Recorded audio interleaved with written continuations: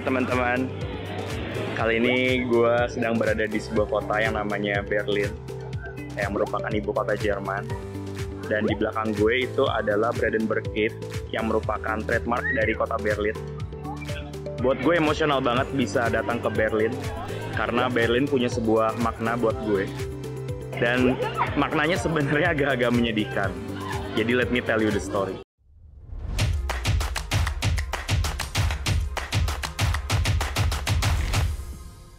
Ketika tahun 2012, pada saat itu gue lagi aktif banget ikut kegiatan debat bahasa Inggris. Nah, jadi pada saat itu gue tuh lagi mempersiapkan diri supaya gue bisa kepilih jadi timnya kampus gue untuk jadi perwakilan di kejuaraan dunia. Dan kejuaraan dunianya itu baru akan dilaksanakan tahun 2013 dan waktu itu akan dilakukan di Berlin. Nah, jadi dari tahun 2012 awal tuh, dari Januari, gue inget banget dari tahun baru Januari 2012, gue kayak punya wishlist pas lagi tahun baru untuk bilang bahwa gue pengen banget dong tahun baru tahun depan gue nggak di Indonesia. Maksudnya adalah gue di Berlin untuk menjadi delegasi kampus gue dan delegasi Indonesia untuk kejuaraan dunia debat. Dari situlah gue belajar untuk take action. Jadi yang gue lakukan setelah itu adalah gue latihan gila-gilaan. Gue inget banget gue latihan mungkin sampai sekitar 3-4 kali seminggu sehabis pulang kuliah. Terus juga gue jadi bahkan minta iPad ke bokap nyokap gue supaya gue bisa lebih banyak baca berita. Mungkin on average gue baca sekitar 15-20 artikel setiap harinya supaya gue makin jago dan makin knowledgeable. Di luar itu juga gue benar-benar nonton YouTube video dari idola-idola debat gue supaya gue bisa pelan-pelan mengikuti cara mereka. Dan gue juga ikut perlombaan sana-sini. Waktu itu gue inget gue kayak sebulan ikut lomba sekali supaya gue tuh bener-bener siap ketika pas lagi seleksi. Jadi bener-bener kayaknya gue belum pernah memperjuangkan sesuatu sebegitu kerasnya. Dan waktu itu gue ngerasa bahwa gue beneran udah ngasih yang terbaik. Akhirnya gue ikut seleksi. Dan pas lagi seleksi, akhirnya gue diumumkan bahwa gue nggak lolos menjadi perwakilan tim dari kampus gue gitu. Dan jujur waktu itu gue broken heart banget. Gue nangis, dan gue belum pernah sih sebelumnya nangis kalau misalnya kalah di debat. Tapi waktu itu akhirnya pertama kalinya gue nangis, dan bener-bener gue ingat banget kejadiannya adalah waktu gue diumumin, gue lagi ada di rumah makan Padang. Terus gue masuk ke dalam mobil dan gue nangis sekenceng-kencengnya di dalam mobil. Karena itu mungkin beneran definisi yang kayak lagunya Coldplay gitu. Kayak when you try your best but you don't succeed. Jadi itu bener-bener painful banget buat gue dan sangat sulit buat diterima. Seberat itu sampai gue bener-bener memutuskan untuk mau pensiun. Dan kebetulan juga pada saat itu teman-teman seangkatan gue udah pada berhenti juga. Jadinya gue mikir kayak ya udah deh, mendingan gue ikut lomba lain aja lah yang lebih gampang atau yang bisa lebih ngasih gue prestasi gitu. Beneran gue di titik nadir dan gue mikir kayak ya udah gue udah ngasih yang terbaik, mendingan gue nyoba yang lain aja gitu. Nah, tapi di tengah gue berpikir hal itu, gue actually merenung lagi gitu. Bener nggak sih gue sebaiknya tuh menyerah? Atau sebenarnya yang gue butuhin adalah gue taking a break dulu aja dan memproses kira-kira bener nggak sih keputusan yang mau gue buat ini gitu. Akhirnya gue memutuskan untuk vakum dulu dan gue nggak ikut kompetisi selama kurang lebih 7 bulan. Dan selama 7 bulan itu apa aja sih yang gue lakuin? Yang pertama adalah gue fokus untuk melakukan refleksi dan membenahi gitu. Kira-kira apa ya yang kurang dari gue selama ini gitu. Kenapa biarpun gue udah berusaha keras, tapi kok hasilnya nggak sesuai dengan apa yang gue harapkan. Dari hasil refleksi itu, gue dapet 2 buah pembelajaran. Yang pertama secara teknis. Dari refleksi itu gue belajar bahwa ternyata selama ini tuh gue kalau nulis notes nggak terlalu bagus. Sehingga ketika gue speech gue tuh jadinya nggak terlalu terstruktur dan sulit buat dimengerti sama orang lain. Nah, jadi gue akhirnya belajar tuh gimana caranya supaya speech gue itu bisa lebih rapi ketika gue tulis notes. Sehingga ketika deliverynya bisa menjadi lebih bagus.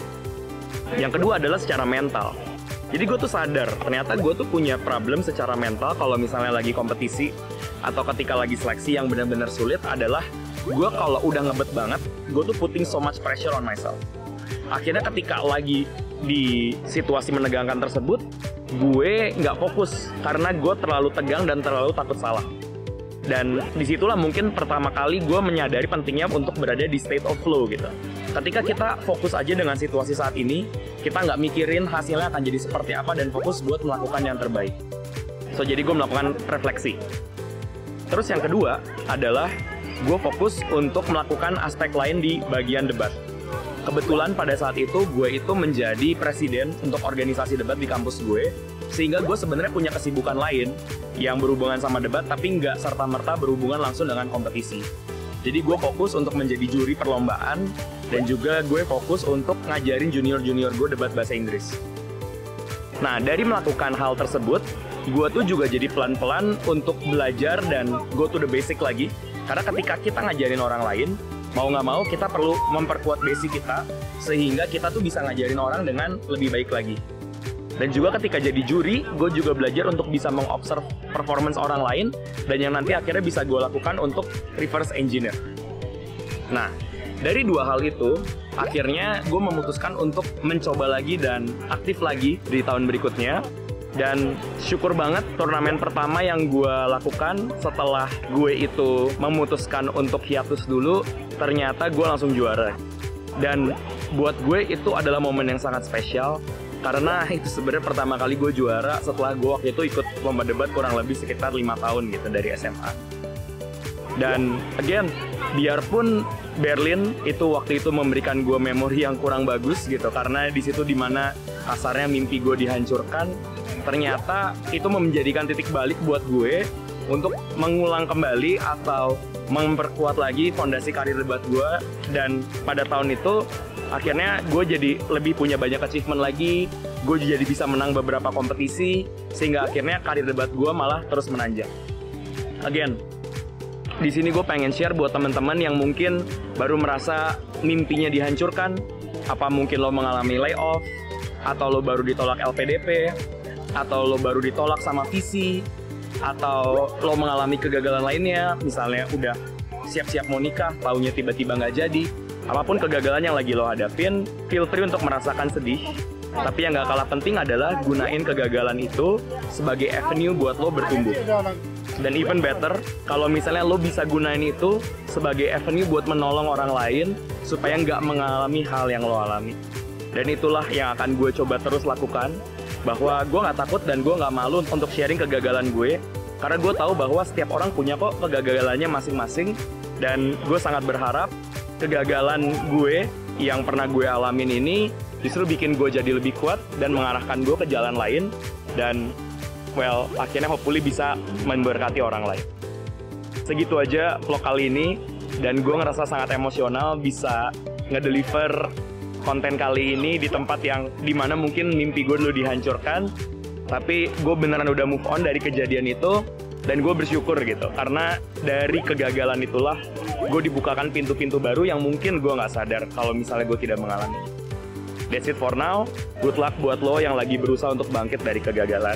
Dan kalau lo butuh bantuan gue, just contact me.